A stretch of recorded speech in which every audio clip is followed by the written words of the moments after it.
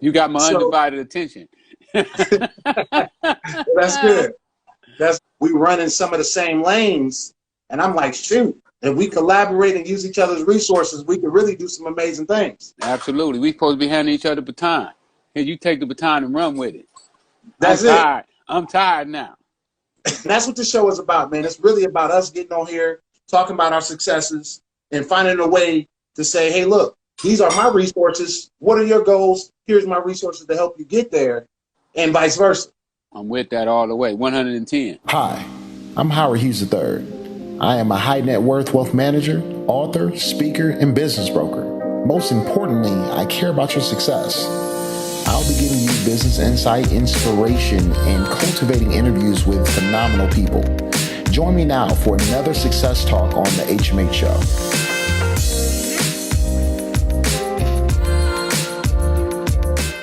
My man. What up? You talking my language? Freeway, what's going on, my brother? You got me fired up. Hey. You got me That's what this is fired about. up. That's what this is about, man. Keep talking. Keep talking. I love it. The first thing, man, obviously I have an agenda, but how you doing? Man, I'm doing pretty good. You know, mentally, you know, I don't know. You know, but physically, I feel good. My mind is still working. You know, I can still come up with ideas and concepts and see gaps in the line. You know, holes in the defense. I'm Right. still able to read that kind of stuff. But you know, just so much stuff going on as Black people, man. We saying, you know, that this world really don't care. You know, let me rephrase that. That they didn't know. Because they standing up now. We got the whole world standing up for us right now. You know, everybody's paying attention. I mean, we saw modern day lynching a couple weeks ago. Right. You know, something that most of us had never saw before. You know, I've seen people get killed. You know, I get there, they just got shot and they're dead.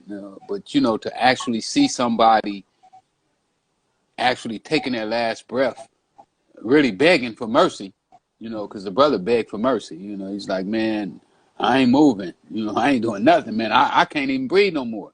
You done took everything I had. You took it already. Now I just want one more breath of air. You know, and we see that there's people who don't even have the decency to give you one more breath of air.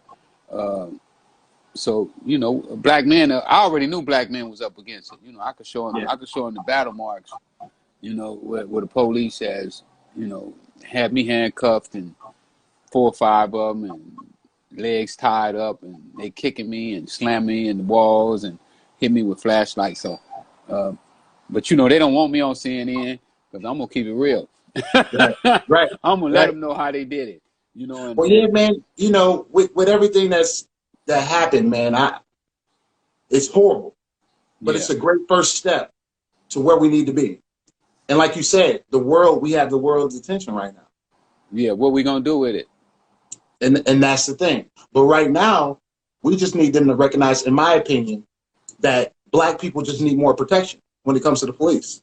Absolutely. When it comes to the judicial system. Absolutely. When it comes to economics, we need more protection. Just like running an entire business.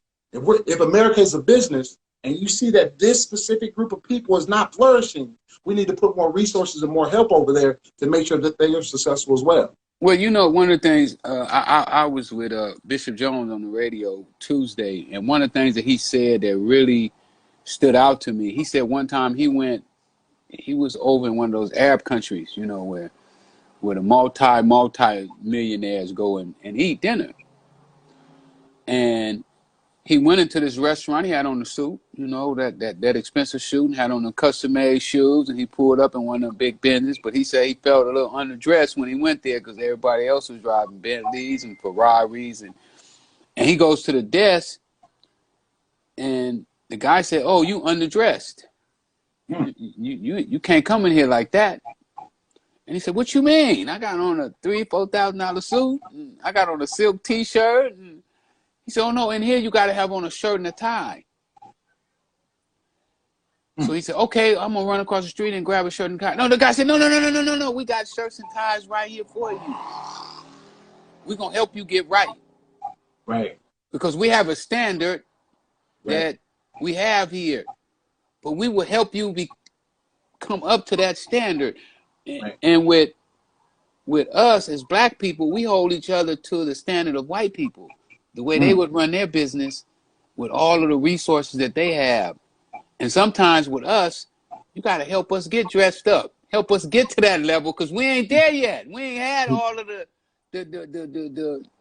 you know, the mama who was and the daddy who was rich enough to pay our way in college. Not that we couldn't get in college, but to pay our way so we automatically gonna get in. Y'all ain't never heard of that though. You ain't never heard of them where they pay somebody $200,000 because your SAT score wasn't right and you didn't really play sports. But they put on your paperwork you did, was recruited by the team, and they get you in there. See, we ain't ever had all that. So sometimes we got to help each other get dressed up. I just want to bring that up because Bishop said it the other day, and it was so profound that I was like, wow, we can't hold each other to the same standards that you know, we hold other people to who already had that coaching. I just want to throw that in there. Go ahead. I'm sorry. No. I agree. And that's, you know, and you're right. We need a little bit more help. Even if we're collaborating with other races or other groups and finding out how they're sustaining long-term success or building success here, we need to find a way to figure that deal out. But I think right now, raising that noise, raising that attention, and you know, causing havoc because to let people know that, hey, we need help. Absolutely. Yeah.